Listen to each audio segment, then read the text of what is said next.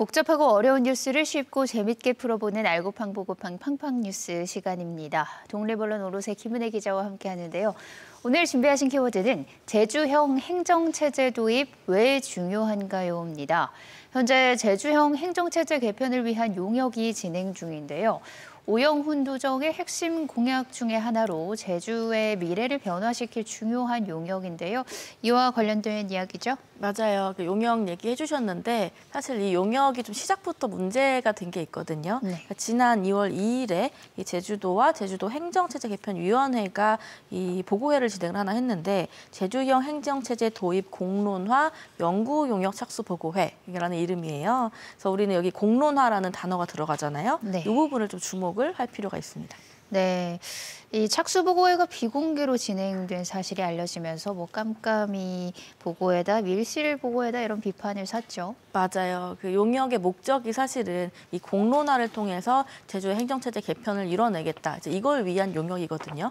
그런데 막상 이 착수 보고회 자체가 이제 비공개로 진행되면서 좀 비판을 많이 받았고 이런 부분 때문에 앞으로 이 공론화를 과연 제주도가 제대로 할 수 있겠느냐, 그러니까 투명성, 공론화의 투명성을 과연 이거를 담보할 수 있겠느냐, 좀 이런 비판이 지금 벌써부터 나오고 있어요.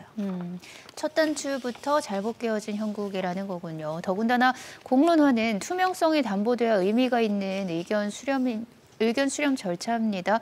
이게 불가능하다면 용역 자체를 신뢰할 수 있는가 하는 논란으로 번질 수도 있겠네요. 맞아요. 사실 지금 얘기하신 그 내용이 비단 이제 이번 용역의 문제점만은 아니고요. 네. 제주도에서 이제 여러 가지 용역들을 진행을 하잖아요. 그러니까 그동안 진행되었던 용역들의 좀 공통적인 문제긴 해요. 이게 용역 중 상당수가 공론화 절차를 좀 소홀히 하거나 아니면 좀 요식행위식으로 이렇게 하는 그런 좀 정황이 많이 보이고 있어서 저도 사실 취재하면서 많이 느낀 게 이제 공청회 같은 거 가면은 이제 도민분들이 많이 뭐 문제점이나 어떤 용역의 어떤 불만점 이런 거를 막 얘기를 하시거든요. 근데 그러면은 그 용역 보고서 결과에 이 도민들이 얘기한 내용들이 사실 잘 담겨야 되잖아요. 근데 막상 그 결과물을 보면 행정이 원하는 쪽으로 그냥 이제 행정의 입맛대로 이렇게 정리가 되는 그런 경우가 좀 많아서 사실은 이거는 용역의 어떤 문제점이라고도 전체적인 문제점이라고도 볼 수 있을 것 같아요. 네, 공론화라는 게 사실 용역이 진행되기 전에 그리고 용역 단계마다 충분히 이뤄져야 하고요. 그래야만 이 본질적인 가치를 발휘하게 되는 것 같아요. 이런 세심함이 부족하다는 지적을 하셨는데요. 그렇다면 이번 용역 어떤가요? 구체적인 계획안이 궁금합니다. 일단 제주도가 밝힌 계획을 보면요. 크게 한 4가지 정도로 용역 단계를 좀 압축을 할 수 있겠는데 일단 첫 단계인 2월과 3월 중에는 현행 그 행정체제, 제주도가 지금까지 해왔던 어떤 성과들, 과연 문제는 없을까? 뭐 이런 부분을 좀 검토하는 시간으로 이제 마련이 됩니다. 그리고 4월부터 6월까지는 이제 두 번째 단계로 행정체제 모형을 좀 더 구체화하는 좀 어떤 식으로 할 건지 좀 논의를 더 좀 자세하게 하는 그런 좀 시간이 되고요. 그리고 다음으로 3단계 7월과 8월 중에는 이 행정구역을 설정하는 거. 그러니까 현재 제주도는 제주시, 서귀포시 이렇게 2개잖아요, 구역이. 근데 이거를 뭐 3개로 할 건지 4개로 늘릴 건지 뭐 이런 거에 대한 좀 논의가 진행이 돼요. 그리고 마지막으로 9월, 10월 중에는 최종적으로 공론화 작업이 진행이 되는데 이제 뭐 도민들에 대한 의견 수렴, 공청회 이런 것들이 이제 본격적으로 진행이 됩니다.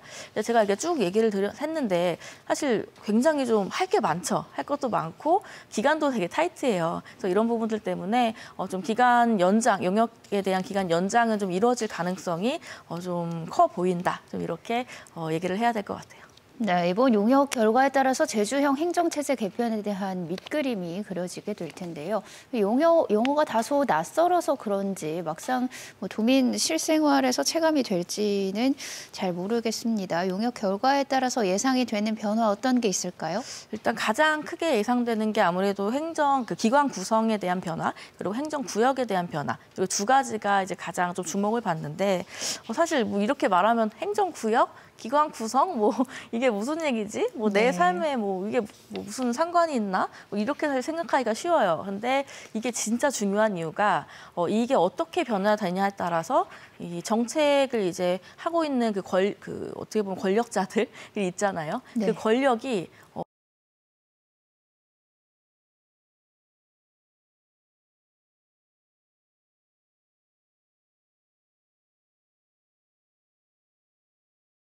도민에게 유리할 것인지 아니면 어떻게 특정 소수의 뭐 있는 자들을 위한 쪽으로 변할 것인지 이렇게 될 수 있기 때문에 굉장히 중요하다고 보겠고 자칫 잘못하면은 권력이 한쪽으로 이제 쏠리기 때문에 어떻게 보면 민주주의를 위협하는 그런 문제까지도 갈 수 있는 거라서 그런 일이 없도록 당연히 제주도도 힘쓰겠지만 우리 도민들도 좀 관심 갖고 계속 목소리를 내야 되는 부분이 있어요.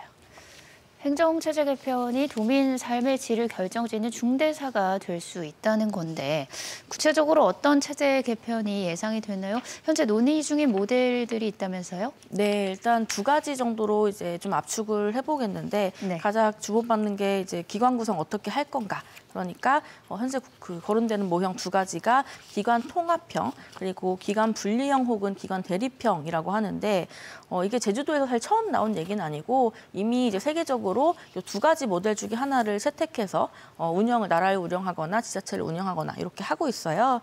그런데 이 두 가지 모델의 어떤 장단점이 굉장히 다르고 분명히 또 명확하거든요. 그래서 이런 부분들 때문에 과연 제주도에는 어떤 부분이 적합할 거냐 이제 여기에 대한 논의가 앞으로 진행이 되는 겁니다. 네, 기관 통합형과 기관 대립형이 있다고 하셨어요. 각각의 장단점 좀 설명해 주시죠.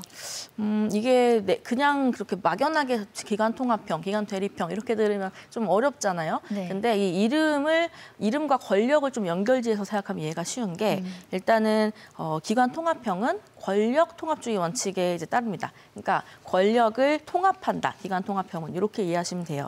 그러니까 이게 의원 내각제형이라고도 부르는데 영국이나 미국, 프랑스에서 이미 채택을 하는 그런 방식이고 네. 권력을 이제 기관 하나에다가 통합하는 지금 이렇게 사진 보시면 좀 이해가 쉽겠는데 그렇게 통합하는 방식으로 진행이 되고 반면에 이제 기관 대립형 이거는 이름에서 나오죠. 네. 대립한다. 기관 분리형이라도 부르는데 권력이 이제 분리가 되는 거예요. 우리나라 그 대통령 중심제가 바로 이런 경우에 속하고요. 제주도도 이제 기관 분리형이라고 볼 수 있는 게 제주도와 도의회가 있잖아요. 이렇게 서로를 견제하는 역할을 하고 이게 바로 이제 기관 분리형이라고 보시면 돼요. 여기까지 들어서는 권력에 대한 견제 장치를 마련해주는 기관 대립형이 민주주의 구현에 있어서 적합한 것 같은데요. 맞아요. 사실은 그런 부분들 때문에 기관 분리형이 옳지 않냐, 기관 대립형 분리형이 옳지 않냐 이런 목소리는 계속 나왔었고 이제 기관 통합형 그러니까 의원 내각제라고 하죠. 네. 요거를 이제 바꾸려는 움직임이 일부 정부에서 좀 있는데